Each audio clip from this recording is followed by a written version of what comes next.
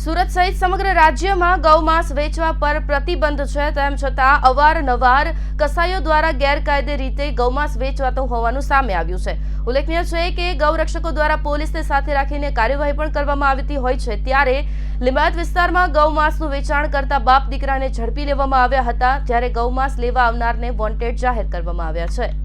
લિંબાયત વિસ્તારમાં આવેલી બેઠી ખાડી પરની બેઠી કોલોનીમાં રફીક ઉર્ફે રફીક પહેલવાન કદરી સૈયદ અને તેનો દીકરો જાવેદ રફીક સૈયદ ગેરકાયદે ગૌમાંસનું વેચાણ કરતા હતા।